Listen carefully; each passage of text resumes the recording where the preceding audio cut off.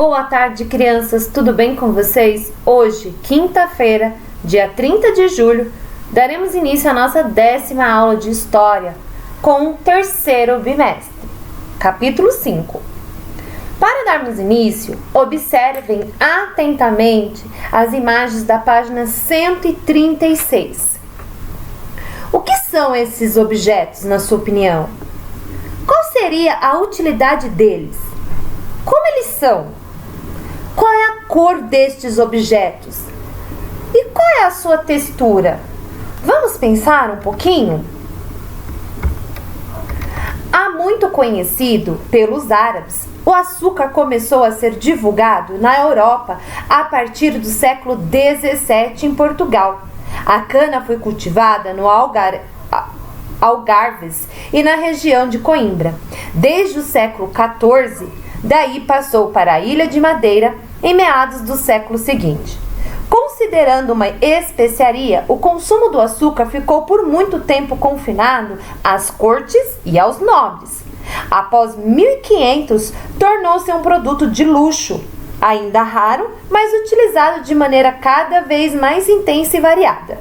Somente no século XVIII, porém, como resultado da expansão da produção e do comércio, que alcançou um público mais vasto, passando a adoçar o chá, o café e o chocolate que se vulgarizavam. Além de adoçante, o açúcar podia ser empregado como tempero, a pitada que ainda hoje se adiciona para cortar o sal, como conservante de frutas cristalizadas, por exemplo, como remédio indicado pela farmacopeia árabe e como decoração. Misturando-se a outras substâncias, o açúcar transforma-se em uma massa que pode ser modelada e pintada. Então, entre os séculos XV e XVII, e ainda mais tarde, constituía um símbolo de muito prestígio e riqueza recepcionar os convidados decorando a mesa com uma escultura açucarada e um edifício ou outros objetos. Então, essas imagens que você verifica na página 136 são esculturas feitas de açúcar. Após observarmos as duas imagens da página 136, vamos responder as questões da página 137? A número 1 é uma resposta pessoal. Eu quero saber o que você vê na primeira imagem e o que você vê na segunda imagem. E de qual objeto você mais gostou e por quê? Observe o formato que eles têm, se dá para considerar alguma forma geométrica e dê a sua opinião. Você também pode associar essas duas imagens a algum objeto que você tenha em sua casa ou conheça, que seja objetos de decoração, por exemplo. 2. Imagine segurar com as mãos esse objeto. A. Você teria de fazer muita ou pouca força para segurá-los? Nos dá a impressão de ser algo tão frágil, né? B. Ao tocá-los com os dedos, o que você acha que perceberia? Que tipo de aspecto você acha que deve ter a textura desses objetos, uma vez que é feito de açúcar? Essas respostas devem ser feitas no caderno. Não esqueça de pôr o cabeçalho, especificar que é o terceiro bimestre e o número da página. Número 3. Esses objetos são comestíveis? Observe-os novamente e tente descobrir que tipo de alimento eles são feitos. Já falamos sobre isso, né? Vamos ver se você acertou? Identifique o nome de cada desenho a seguir e veja a palavra que aparece em destaque. Então, aqui nós temos uma coroa, um poço, um baú, uma casa, uma roda e uma beterraba.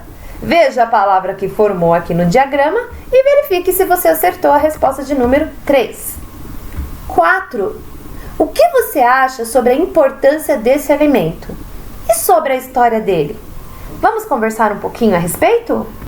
Bom, crianças, vocês já sabem que por volta de 1500 os portugueses invadiram o território brasileiro em busca de riqueza e assim enriquecer cada vez mais a coroa de Portugal. Diante disso, Vamos agora começar a falar, então, como governar o Brasil. Vamos falar um pouquinho sobre como os portugueses administraram o Brasil. Vocês já sabem que, desde que os portugueses chegaram aqui no território brasileiro, eles tomaram posse das terras, né? Usaram os habitantes que na época lá já haviam como seus escravos, e conforme eles foram, né, desenvolvendo outras atividades comerciais em busca de lucros, eles começaram a traficar escravos vindo da África e depois de outros países, para que assim pudessem desenvolver a mão de obra, né, o serviço pesado.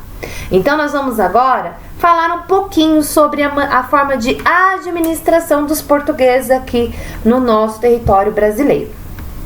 Primeiro, saibam que donatário é uma pessoa favorecida por uma doação, e os donatários que receberam as capitanias eram pessoas de confiança do rei.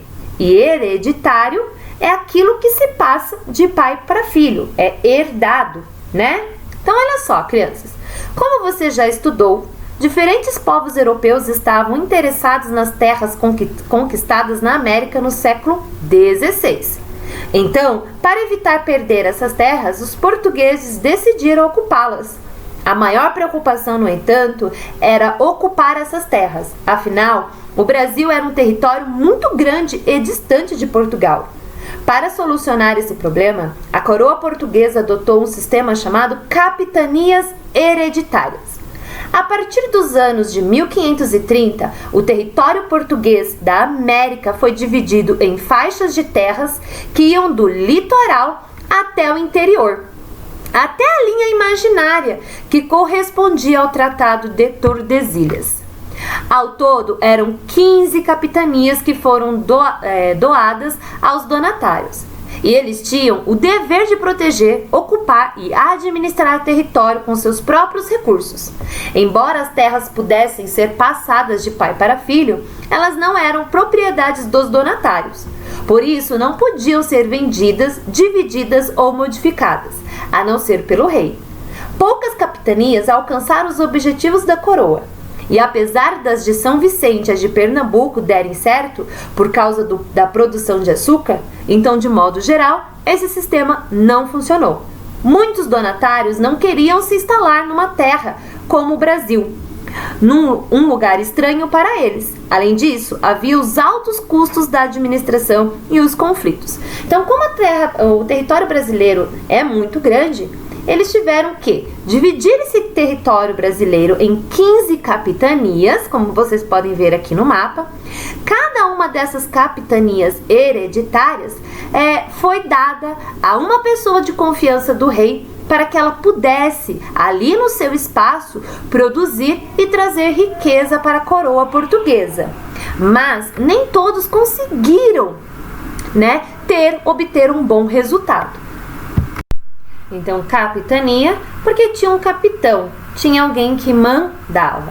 E hereditária, porque a partir do momento que eu sou um donatário, eu fui escolhido, né, como uma pessoa de confiança do rei para tomar posse de uma parte desse território, eu, mais à frente, poderia passar esse espaço, esse território, a um filho.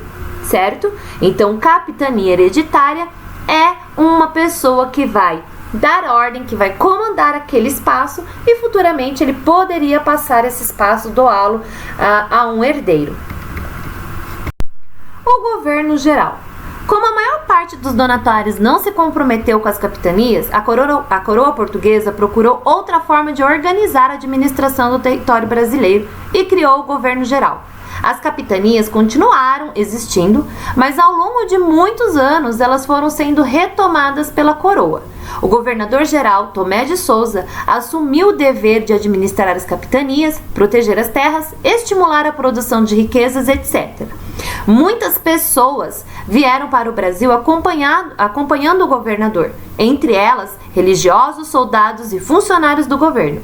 Para se auxiliar o governador-geral no cumprimento de seus deveres, foram criados cargos como o de ouvidor-mor, responsável pela justiça em todo o Brasil, o de capitão-mor, que é responsável pela proteção das terras portuguesas da América e sobretudo no litoral, e o de provedor-mor, que é responsável pelas finanças e pela cobrança de impostos. Então, como sede desse governo no Brasil, foi fundada no ano de 1549 e a primeira capital brasileira foi a cidade de Salvador. Então, a partir desse contexto, vamos responder as questões da página 139. Primeiro, eu quero saber como eram as capitanias hereditárias. Vejam aqui no mapa, crianças, que as capitanias hereditárias, elas eram faixas de terras distribuídas entre donatários responsáveis por administrá-las. 2. Qual era o papel do donatário?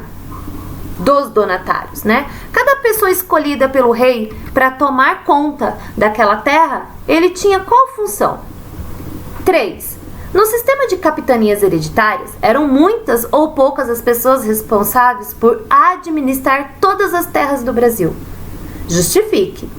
Então, na sua opinião, hoje, existem muitas ou poucas pessoas com posse de grandes porções de terras no Brasil? Converse com seu familiar. Essa é uma resposta pessoal, crianças, mas é muito importante que vocês reconheçam que ainda hoje existam poucas pessoas com posse de grandes porções de terras no Brasil e também que troquem ideias sobre o que sabem a respeito dos latifúndios e da luta pela terra do país. Certo? 4. Qual era a importância do governo geral no Brasil? Lembre-se, crianças, que a presença de um governo geral no Brasil era uma tentativa de fortalecer o controle da coroa sobre as terras e as riquezas da colônia. Espero que vocês tenham uma ótima aula de história e caso tenham alguma dúvida, estou disponível no chat do Schools. Um grande beijo, um bom descanso e até amanhã!